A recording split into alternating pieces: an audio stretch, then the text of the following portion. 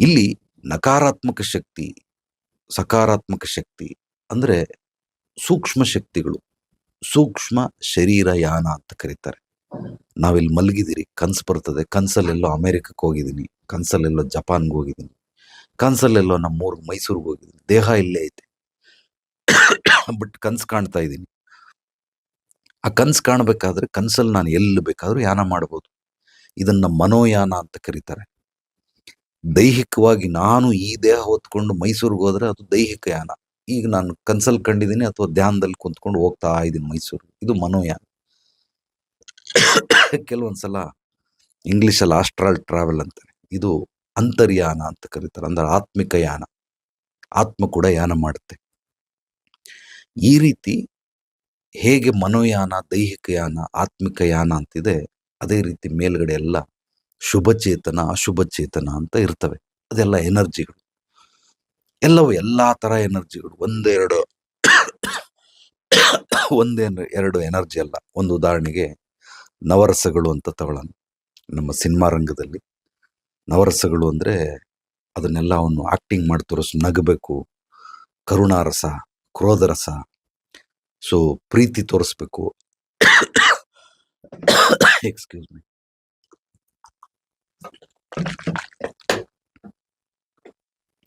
So ಅವನಿಗೆ ಕಳ್ಳನಂಗೆ ವಕ್ರ ದೃಷ್ಟಿಯಲ್ಲಿ ನೋಡಬೇಕು. ಇದೆಲ್ಲ ಭಾವನೆಗಳು. ಈ ಒಂದು ಭಾವನೆಗಳನ್ನ ಎನರ್ಜಿ ಅಂತ ತಿಳ್ಕೊಳ್ಳಿ. ಒಬ್ಬ ಕೋಪಿಷ್ಟ, ಅವನ್ ನಗು ಮುಖನೇ ಇಲ್ಲ. ಇನ್ನೊಬ್ಬ ಯಾವಾಗ್ಲೂ ನಗ್ತಾ ಇರ್ತಾನೆ, ಬೈದ್ರು ನಗ್ತಾನೆ, ಹೊಗಳಿದ್ರು ನಗ್ತಾನೆ, ತೆಗಳಿದ್ರು ನಗ್ತಾನೆ, ಏನ್ ಮಾಡಿದ್ರು ನಗ್ತಾ ಇರ್ತಾನೆ. ಇನ್ನೊಬ್ಬ ಬರೀ ಕೋಪಿಷ್ಟ, ಮತ್ತೊಬ್ಬ ಮುನ್ಸ್ಕೊಂಡೇ ಇರ್ತಾನೆ. ಅವನ್ ಕೋಪ ಬರಲ್ಲ, ಬಟ್ ಮುನ್ಸ್ಕೊಂಡಿರ್ತಾನೆ. ಇನ್ನೊಬ್ಬ ಮೌನವಾಗಿರ್ತಾನೆ. ಇನ್ನೊಬ್ರು ಮಂದಹಾಸ, ಕೃಷ್ಣ ಪರಮಾತ್ಮಂದು ಮಂದಹಾಸ, ಕಿರುನಗೆ ನಕ್ಬಿಟ್ರೆ ಇಡೀ ಪ್ರಪಂಚ ಎಲ್ಲ ಸುಟ್ಟೋಗ್ಬಿಡ್ತದೆ. ಅವನ್ ನಗು ಕಿಲ್ಲರ್ ಸ್ಮೈಲ್ ಅಂತ ಕರೀತಾರೆ. ಕೃಷ್ಣನ್ ನಗು ಅದು ಕಳ್ಳ ನಗು, ಅದು ಗೆಲುವಿನ ನಗು, ಅದು ಯುಕ್ತಿಯ ನಗು. ಕೃಷ್ಣನ್ ನಗು ಅದಕ್ಕೆ ಮಂದಹಾಸ ಅಂತ ಕರೀತಾರೆ. ಯಾವಾಗಲೂ ಮಂದಹಾಸದಲ್ಲೇ ಇರ್ತಾರೆ.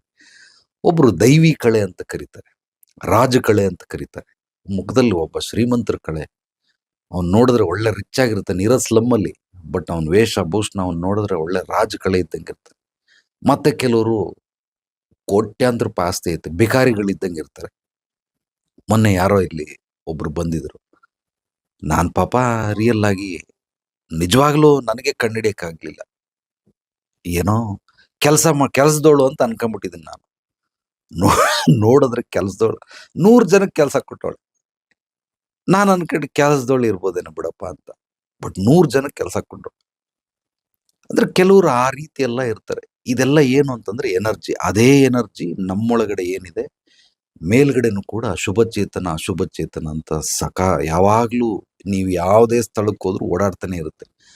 ನೀವು ಶುಭ ಚಿಂತನೆಗಳನ್ನ ಮಾಡಿದ್ರೆ ಶುಭ ಚೇತನಗಳು ನಿನ್ನೊಳಗಡೆ ಸೇರ್ಕೊಳ್ತವೆ. ನೀನು ಅಶುಭ ಚಿಂತನೆಗಳನ್ನು ಮಾಡಿದ್ರೆ ಅಶುಭ ಚೇತನಗಳು ನಿನ್ನೊಳಗಡೆ ಸೇರ್ಕೊಳ್ತವೆ. ಅಯ್ಯೋ ನನ್ನ ಕರ್ಮ, ಯಾಕಾದ್ರೂ ಹುಟ್ಟದ್ನೋ, ಬಂದ್ ಸೇರ್ಕೊಳ್ತು. ಅಬ್ಬಾ, ದೇವ್ರು ಏನೋ ಅದ್ಭುತವಾಗಿ ನನ್ನ ಹುಟ್ಟಿಸಿದಾನೆ, ಎಂತ ಸ್ವರ್ಗ ಸುಖ, ಏನಾದ್ರೂ ಸಾಧನೆ ಮಾಡೇ ನಾನು ಸಾಯ್ಬೇಕು. ಸಕಾರಾತ್ಮಕ ಚಿಂತನೆ, ಆ ಶುಭ ಚೇತನಗಳು ಬಂದು ಸೇರ್ಕೊಳ್ತವೆ. ದರಿದ್ರ, ಏನೋ ಬಿಸ್ನೆಸ್ಸೇ ಆಗ್ತಾ ಇಲ್ಲ ನನಗೆ, ಅಶುಭ ಚೇತನಗಳು ಬಂದು ಸೇರ್ಕೊಳ್ತವೆ. ನೀವು ಏನೇನ್ ಕೆಲಸ ಮಾಡ್ತೀರ ಎಲ್ಲಾ ತರ ಎನರ್ಜಿಗಳು ಇರ್ತವೆ. ಆ ಎನರ್ಜಿ ಏನ್ ಕೆಲಸ ಮಾಡ್ತೀರ ಅದ್ರಲ್ಲಿ ಒಳ್ಳೇದು ಕೆಟ್ಟದ್ದು. ವ್ಯಾಪಾರ ಮಾಡ್ತೀರಾ, ವ್ಯಾಪಾರದಲ್ಲಿ ಒಳ್ಳೆ ಚೇತನ, ವ್ಯಾಪಾರದ ಒಳ್ಳೆ ಚೇತನ, ವ್ಯಾಪಾರದ ಕೆಟ್ಟ ಚೇತನ. ಎನರ್ಜಿ, ಬ್ಯಾಡ್ ಎನರ್ಜಿ, ಗುಡ್ ಎನರ್ಜಿ. ಬಿಸ್ನೆಸ್ ಬ್ಯಾಡ್ ಎನರ್ಜಿ, ಬಿಸ್ನೆಸ್ ಗುಡ್ ಎನರ್ಜಿ. ನೀವು ಡ್ರೈವಿಂಗ್ ಮಾಡ್ತೀರಾ, ಡ್ರೈವಿಂಗ್ ಅಲ್ಲಿ ಒಳ್ಳೆ ಎನರ್ಜಿ, ಕೆಟ್ಟ ಎನರ್ಜಿ. ಇದು ನಿಮ್ಮ ಸದಾ ಸುತ್ತ ಇದ್ದೇ ಇರ್ತದೆ. ನೀವು ಹುಟ್ಟಕ್ಕಿಂತ ಮುಂಚೆನೂ ಇತ್ತು, ಹುಟ್ಟದ ಮೇಲೂ ಇತ್ತು, ಸತ್ತ ಮೇಲೂ ಇರ್ತದೆ. ಇದು ನಿಮ್ಮಿಂದ ಬಿಟ್ಟು ಹೋಗಕ್ ಸಾಧ್ಯವೇ ಇಲ್ಲ. ನಮ್ಮ ನೆರಳು ಹೇಗೆ ನಮ್ಮನ್ನು ಬಿಡೋದಿಲ್ವೋ ಅದೇ ರೀತಿ ಶುಭ ಚೇತನ, ಅಶುಭ ಚೇತನಗಳು ನಮ್ಮನ್ನು ಬಿಡಕ್ ಸಾಧ್ಯವೇ ಇಲ್ಲ. ಅದು ಎಲ್ಲಿರ್ತದೆ, ಯಾವ ಆಕಾರದಲ್ಲಿ ಇರ್ತದೆ ಅಂತಂದ್ರೆ, ಗಾಳಿ ಯಾವ ಆಕಾರದಲ್ಲಿ ಇರ್ತದೆ, ಗಾಳಿನ ಹೆಂಗ್ ತೋರಿಸು ಅಂದ್ರೆ ಹೆಂಗ್ ತೋರಿಸ್ತೀರಾ, ಅದು ಫೀಲ್ ಮಾಡ್ಬೋದು ಅಷ್ಟೇ. ಗಾಳಿನ ನಾವು ಫೀಲ್ ಮಾಡ್ಬೋದು ಅಷ್ಟೇ. ಅದನ್ನ ನೋಡಕ್ಕಾಗುತ್ತಾ, ಮುಟ್ಟಕ್ಕಾಗುತ್ತಾ, ಅದನ್ನ ಹಿಡ್ಕೊಳಕ್ಕಾಗುತ್ತಾ? ಆಗಲ್ಲ. ಹಂಗೆ ಚೇತನಗಳು, ಯಾವುದೇ ಸ್ಪಿರಿಟ್ಗಳನ್ನ ನಾವು ಹಿಡ್ಕೊಳ್ಳೋದಕ್ಕೆ, ಯಾವುದೇ ಎನರ್ಜಿಗಳನ್ನ ಹಿಡ್ಕೊಳ್ಳೋದಕ್ಕೆ ಸಾಧ್ಯವೇ ಇಲ್ಲ, ಖಂಡಿತವಾಗ್ಲೂ ಆಗೋದಿಲ್ಲ. ಸೊ ಇದನ್ನ ನಾವು ಏನ್ ಹೇಳ್ತೀರಿ? ಸೊ ಈ ರೀತಿ ಎನರ್ಜಿಗಳನ್ನ ಸದಾ ನಮ್ಮ ಸುತ್ತಮುತ್ತ ಇರೋದ್ರಿಂದ ಹಿರಿಯರು ಹೇಳ್ತಾರೆ, ಯಾವುದೇ ಕಾರಣಕ್ಕೂ ಈ ನಕಾರಾತ್ಮಕ ಮಾತುಗಳನ್ನ ಆಡ್ಬೇಡಪ್ಪ, ಬಡವರು ಅಂತ ಹೇಳ್ಬೇಡ. ಅಯ್ಯೋ ಬನ್ನಿ ಬನ್ನಿ ಬಡವ್ರ ಮನೆಗೆ ಬರಬೇಕು, ಒಳ್ಳೆ ಅರಮನೆ ಕಟ್ಟದಂಗೆ ಕಟ್ಟಿದವನೆ ಬಡವ್ರ ಮನೆಗೆ ಬರಬೇಕು ಅಂತ. ತಥಾಸ್ತು, ಆಶೀರು ದೇವತೆಗಳು ಅಸ್ತು ಅಂದ್ಬಿಡ್ತಾರೆ. ಅಸ್ತು ಅಂದ್ರೆ ನಿನಗೆ ಪ್ರಾಪ್ತಿ ಆಯ್ತು ಅಂತ. ಸೊ ಒಳ್ಳೇದ್ ಮಾತಾಡು, ಕಟ್ಟಿದ್ಯಾ ಒಳ್ಳೆ ಅರಮನೆ, ದೇವ್ರು ನನಗೆ ಎಲ್ಲ ಸುಖ ಕೊಟ್ಟವನೆ, ಐಶ್ವರ್ಯ ಪ್ರಾಪ್ತಿ ಕೊಟ್ಟವನೆ, ನಾನು ಸುಖವಾಗಿದ್ದೀನಿ ಅಂತ ಹೇಳಿದ್ರೆ ನಿನ್ ಗಂಟೇನು ಹೋಗ್ತದೆ, ಎಲ್ಲಿ ಕಿತ್ಕೊಂಡ್ಬಿಡ್ತಾರ ಅನ್ಬಿಟ್ಟು ಬರ್ಬೇಕು ಬರ್ಬೇಕು ಬಡವ್ರ ಮನೆಗೆ ಬರ್ಬೇಕು ಅಂತ. ಯಾವಾಗ ಹಿಂಗ ಅಂತಾರೆ ಖಂಡಿತವಾಗ್ಲೂ ತಥಾಸ್ತು ಅಂತ ಬಂದ್ಬಿಡ್ತಾರೆ. ಸೊ ಅದಕ್ಕೆ ಸದಾ ಚಿಂತನೆ, ಶುಭ ಚಿಂತನೆಗಳನ್ನ ಮಾಡೋನಿಗೆ ಇದೆಲ್ಲ ಬರೋದಿಲ್ಲ. ಈಗ ಈ ಭಯದಿಂದ ನೆಗೆಟಿವಿಟಿ ನಮಗೆ ಬಂದೇ ಬರ್ತದೆ. ಈಗ ನೆಗೆಟಿವಿಟಿಯಲ್ಲಿ ನಿಮಗೆ ಮೂಲವಾಗಿ ಉತ್ತರಗಳನ್ನು ಹೇಳಬೇಕು ಅಂದ್ರೆ ನಿಮ್ಮೆಲ್ಲರಿಗೂ ಅನುಭವಗಳಾಗಿರ್ತದೆ. ನಿಮ್ಗಾಗ್ಲಿಲ್ಲ ಅಂದ್ರೆ ನಿಮ್ಮ ಮನೇಲಿರೋ ಅಣ್ಣ ತಮ್ಮ ಅಕ್ಕ ತಂಗ ಅಕ್ಕಪಕ್ಕದವ್ರು ಯಾರ್ದೋ ಆಗಿರ್ತದೆ.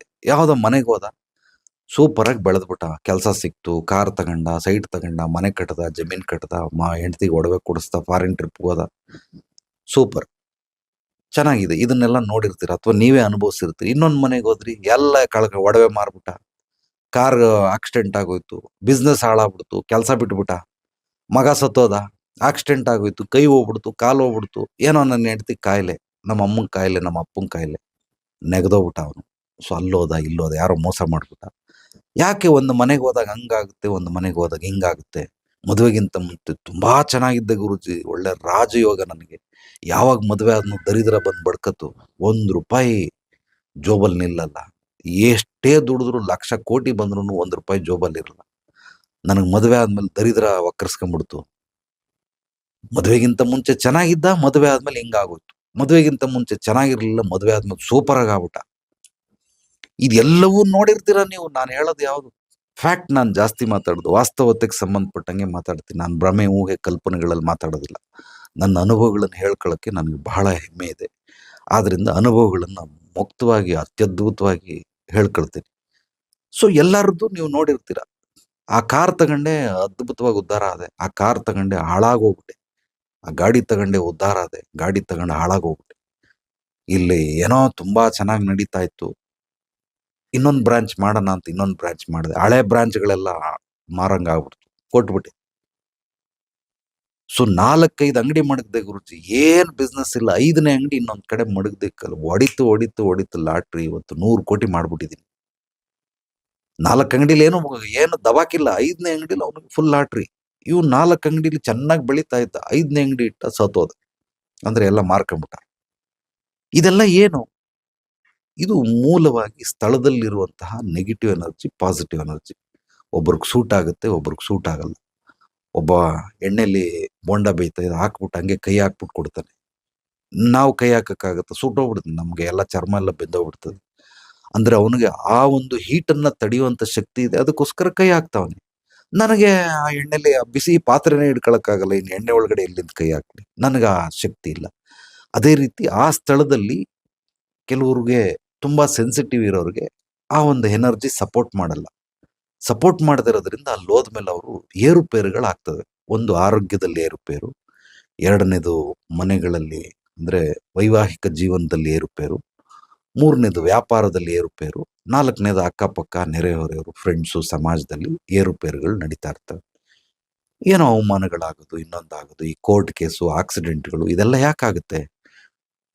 ಈಗ ನಾವೇನೋ ಹುಷಾರಿಲ್ಲ, ನೆಗಡಿನೋ ಕೆಮ್ಮೋ, ಡಾಕ್ಟರ್ ಹತ್ರ ಹೋಗ್ತೀರಿ, ಒಂದು ಮಾತ್ರೆ ಕೊಡ್ತೀರಿ, ಜ್ವರ ಬಂದ್ರೆ ಹೋಗ್ತೀರಿ, ಬರ್ತೀರಿ, ಸರೋಗ್ಬಿಡ್ತದೆ. ಈಗ ಒಂದು ಮನೆಯಲ್ಲಿ 1 ವರ್ಷದಲ್ಲಿ ಅವ್ರ ಮನೆಯಲ್ಲಿ ಒಟ್ಟು 3 ಕಾರು, 4 ಟೂ ವೀಲರ್ಗಳಿದೆ. 3 ಕಾರು, 4 ಟೂ ವೀಲರ್. ಪ್ರತಿ ತಿಂಗಳು ಒಂದು ಕಾರು ಏನೋ ಒಂದು ಪ್ರಾಬ್ಲಮ್. ಅದು ಪಂಚರ್ ಆಯ್ತು, ಗಾಡಿ ಸ್ಟಾರ್ಟ್ ಆಗ್ಲಿಲ್ಲ, ಏನೋ ಆಕ್ಸಿಡೆಂಟ್ ಆಯ್ತು, ಅಲ್ಲಿ ಗುದ್ದುಬಿಟ್ಟ, ಇಲ್ಲಿ ಗುದ್ದುಬಿಟ್ಟ, ಅದೋಯ್ತು ಇದೋಯ್ತು. ಟೂ ವೀಲರ್ ಆದ್ರೂ ಪ್ರಾಬ್ಲಮ್ಮು, ಇಲ್ಲ 4 ವೀಲರ್ ಆದ್ರೂ ಪ್ರಾಬ್ಲಮ್. ಇದಕ್ಕೆ ಯಾವ ಡಾಕ್ಟರ್ ಹತ್ರ ಹೋಗ್ತೀರಾ? ಮೆಕ್ಯಾನಿಕ್ ಹತ್ರ ಹೋಗ್ತೀರಾ, ಅದೊಂದು ಹೊಸದ್ ಹಾಕೊಡ್ತಾನೆ, ಮತ್ತೆ ತಿರ್ಗಾ ಬರ್ತೀರಾ, ತಿರ್ಗಾ ಕೆಟ್ಟೋಗ್ತದೆ, ತಿರ್ಗಾ ಹೋಗ್ತೀರಾ. ಬಟ್ ಇದಕ್ಕೆ, ಈ ಸಮಸ್ಯೆಗೆ ಪರಿಹಾರ ಏನು? ತುಂಬಾ ಗಂಡ ಹೆಂಡತಿ ಅನ್ಯೋನ್ಯವಾಗಿದ್ದವರು ಒಂದು ಮನೆಗೆ ಹೋದ್ಮೇಲೆ ಅವಳು ನಾನು ಸೂಸೈಡ್ ಮಾಡ್ಕೊಂಡು ಸತ್ತೋಗ್ಬಿಡ್ತೀನಿ, ಯಾವಾಗ್ಲೂ ಜಗಳ ತೆಗಿತಾಳೆ, ಖ್ಯಾತೆ ತೆಗಿತಾಳೆ. ನನಗೆ ಅದು ಕೊಡ್ಸು ಇದು ಕೊಡ್ಸು, ನಾನು ಅಲ್ಲೋಗ್ಬಿಡ್ತೀನಿ ಇಲ್ಲೋಗ್ಬಿಡ್ತೀನಿ, ನೀನ್ ನನ್ ಚೆನ್ನಾಗಿ ನೋಡ್ಕತ್ತಾ ಇಲ್ಲ ಅಂತ. ಆ ಮನೇಲಿ ಏನೂ ಇರ್ಲಿಲ್ಲ, ಅದ್ಭುತವಾಗಿದ್ರು. ಬಟ್ ಈ ಮನೆಗೆ ಬಂದ್ಮೇಲೆ ಶುರು ಆಗ್ಬಿಟ್ಲು, ನಿನ್ನ ಅದು ಕೊಡ್ಸಿಲ್ಲ ನನಗೆ, ಇದು ಕೊಡ್ಸಿಲ್ಲ, ಹಾಗೆ ಹೀಗೆ ಅಂತ. ಯಾಕೆ ಹಿಂಗಾಗ್ತವೆ? ಅವ್ನು ಥಿಂಕ್ ಮಾಡ್ತಾನೆ, ಅವನೇ ಥಿಂಕ್ ಮಾಡ್ದ, ಎಲ್ರಿಗೂ ಥಿಂಕಿಂಗ್ ಬಂದೇ ಬರುತ್ತೆ. ಅಯ್ಯೋ ಆ ಮನೇಲಿ ನಾವು ಒಳ್ಳೆ ಲವ್ ಬರ್ಡ್ಸ್ ಇದ್ದಂಗಿದ್ರಿ, ಇಲ್ಲಿ ಬಂದ್ಬಿಟ್ಟು ಇವಳಿಗೆ ಏನಾಗ್ಬಿಟ್ಟೈತೆ ಗೊತ್ತಿಲ್ಲ ಅಂತ. ಅವಳಿಗೆ ಯಾಕಾಯ್ತು, ನಿನಗೆ ಯಾಕಾಗ್ಲಿಲ್ಲ? ಅಲ್ಲಿರೋ ನೆಗೆಟಿವ್ ಎನರ್ಜಿ ಅವಳಿಗೆ ಬ್ಲೂಟೂತ್. ಈಗ ನೀವು ವೈಫೈ ಆನ್ ಮಾಡಿದ ತಕ್ಷಣನೇ ಅಕ್ಕಪಕ್ಕದಲ್ಲಿರೋರ್ ಮನೆಗಳದೆಲ್ಲ ವೈಫೈ ಹೆಸರುಗಳು ಬಂದ್ಬಿಡ್ತವೆ. ಪಾಸ್ವರ್ಡ್ ಗೊತ್ತಿದ್ರೆ ನೀವು ಆಕ್ಸೆಸ್ ತಗೊಂಡು ಅದನ್ನ ನೋಡ್ಕೊಳ್ಬಹುದು, ಯೂಸ್ ಮಾಡಬಹುದು, ಬಳಸ್ಬೋದು. ನೀವು ಆನ್ ಮಾಡಿ ನೋಡಿ, ವೈಫೈ ಆನ್ ಮಾಡಿದ ತಕ್ಷಣ ಎಲ್ಲ ಬಂದ್ಬಿಡ್ತವೆ. ಹಂಗೇನೆ ಆ ಮನೆಗೆ ಬಂದಿದ ತಕ್ಷಣನೇ ಯಾರ್ಯಾರ ಎನರ್ಜಿ ಬ್ಲೂಟೂತ್ ಕನೆಕ್ಟ್ ಆಗ್ಬಿಟ್ಟಿದೆ ಅವ್ರವ್ರಿಗೆಲ್ಲ ಅಟ್ಯಾಚ್ ಆಗ್ಬಿಡ್ತವೆ. ಸಕಾರಾತ್ಮಕವಾಗಿರೋನ್ಗೆ ಸಕಾರಾತ್ಮಕವಾದ ಎನರ್ಜಿ, ನಕಾರಾತ್ಮಕವಾಗಿರೋಳಿಗೆ ನಕಾರಾತ್ಮಕವಾದ ಎನರ್ಜಿ ಬಂದ್ಬಿಡ್ತದೆ. ಕೆಲವೊಂದು ಇನ್ಸಿಡೆಂಟ್ಗಳು ನೋಡಿ, ಅಲ್ಟಿಮೇಟ್ ಲೆವೆಲ್ ಇನ್ಸಿಡೆಂಟ್ಗಳನ್ನ ಹೇಳ್ತೀನಿ. ಯಾರು ಸಿನಿಮಾ ರಂಗದವ್ರು, ನಾನು ಹೆಸರು ಹೇಳೋದಿಲ್ಲ, ಸೆಕ್ಸ್ ಮಾಡಿ, ಗಂಡ ಹೆಂಡತಿ ಸೆಕ್ಸ್ ಮಾಡಿ 12 ವರ್ಷ ಆಗಿದೆ. ಚೆನ್ನಾಗಿ ತಿಳ್ಕೊಳ್ಳಿ. 9 ಕೋಟಿ ಸಾಲ. 1 ವರ್ಷ ಬಿಟ್ಲು. ಅಲ್ಲೇ ನಾನು ಹಿಂಗ್ ಕ್ಯಾಲ್ಕುಲೇಟ್ ಮಾಡ್ತೀನಿ, ಅವ್ರ ದೃಷ್ಟಿಕೋನ ಬೇರೆ. 1 ವರ್ಷ ಆಯ್ತು ಸೆಕ್ಸ್ ಮಾಡಿ, ಗಂಡ ಹೆಂಡತಿ ಮಾಡಿಲ್ಲ, ಒಂದು 50 ಲಕ್ಷ ಸಾಲ ಆಯ್ತು. 3 ವರ್ಷ ಆಯ್ತು ಗಂಡ ಹೆಂಡತಿ ಸೆಕ್ಸ್ ಮಾಡಿಲ್ಲ, ಇಲ್ಲಿ 2 ಕೋಟಿ ಸಾಲ ಆಯ್ತು. ಸೊ 5 ವರ್ಷ ಕಳೀತು, ಇಲ್ಲಿ 6-7 ಕೋಟಿ ಸಾಲ ಆಗೋಯ್ತು. 12 ವರ್ಷ ಅವ್ರು ಏನು ಅದು ಸಂಪರ್ಕದಲ್ಲಿ ಇಲ್ವೇ ಇಲ್ಲ. ದೊಡ್ಡವರೆಲ್ಲ ಹೇಳ್ತಾರೆ, ಗಂಡ ಹೆಂಡತಿ ಜಗಳ ಉಂಡು ಮಲಗೋ ತನಕ ಅಂತ. ಉಂಡು ಮಲಗೋ ತನಕ ಆಗ್ಬೇಕಿತ್ತು. ಇದು 12 ವರ್ಷ ಯಾಕೆ ಹೇಳ್ಕೊಂಡೋಯ್ತು? ಯಾರು ಹೇಳ್ಕೊಂಡೋದ್ರು? ಯಾಕೆ ಹೇಳ್ಕೊಂಡೋದ್ರು? ಯಾವಾಗ ಹೇಳ್ಕೊಂಡೋದ್ರು? ಹೆಂಗ್ ಹೇಳ್ಕೊಂಡೋದ್ರು? ಸುಮಾರು ಜನ ಬರ್ತಾರೆ ಇಲ್ಲಿ. ನಾನು ಅದನ್ನ, ನನಗೆ ನಿಜವಾಗ್ಲೂ ನನಗಂತೂ ಅದು ಇವತ್ತವರೆಗೂ ಅರ್ಥ ಆಗ್ಲಿಲ್ಲ. ಅವರು ಯಾರು ಹೇಳಲ್ಲ. ಈ ಹೆಂಗಯ್ಯ ಇರಕ್ ಸಾಧ್ಯ? ಮದುವೆ ಆಗೋದು ಏನಕ್ಕೋಸ್ಕರ? ಸುಮಾರು ಜನ ಏನೇನೋ 108 ಕತೆಗಳು ಹೇಳ್ತಾರೆ. ನಂಗೆ ಹಂಗೆಲ್ಲ ಸುತ್ತಿ ಬಳಸಿ ನನ್ನ ವಂಶ ಬೆಳಿಬೇಕು, ನನಗೆ ನೋಡ್ಕೊಳ್ಳೋರು ಯಾರು ಇಲ್ಲ, ಅಡುಗೆ ಮಾಡಬೇಕು, ಬಟ್ಟೆ ಒಗಿಬೇಕು. ಅವೆಲ್ಲ ಕೆಲ್ಸಗಾರ ದುಡ್ಡಿಗೆ 5,000 ರೂಪಾಯಿ 10,000 ರೂಪಾಯಿ ಕೊಟ್ರೆ ಎಲ್ಲ ಕೆಲಸ ಮಾಡ್ತಾರೆ. ಮುಚ್ಕೊಂಡು ಮದುವೆ ಆಗೋದೇನು ಕೇಳು? ಒಂದೇ ರೀಸನ್, ಓನ್ಲಿ ಫಾರ್ ಸೆಕ್ಸ್. ಇನ್ ಮಿಕ್ಕಿದೆಲ್ಲ ನೆಪ ಮಾತ್ರ ಅಷ್ಟೇ. ಕಳ್ಳಂಗೊಂದು ಪಿಳ್ಳೆನೆವ ಅಂತ ಅವೆಲ್ಲ ಯಾವುದು ಉಪಯೋಗಕ್ಕಿಲ್ಲ ಅವೆಲ್ಲ. ಸೊ ಅದನ್ನೇ ಮದುವೆ ಅಂತ, ಜೀವನ ಸಂಗಾತಿ ಅಂತ ಪಡ್ಕೊಂಡು ನೀನು 10-12 ವರ್ಷ ಸೆಕ್ಸ್ ಮಾಡಲಿಲ್ಲ ಅಂದ್ರೆ ನಿಮ್ಗೆ ಹೆಂಗ್ ಉದ್ಧಾರ ಆಗ್ತೀರಾ? ನೀವು ಎಲ್ಲಿ ಉದ್ಧಾರ ಆಗ್ತೀರಾ?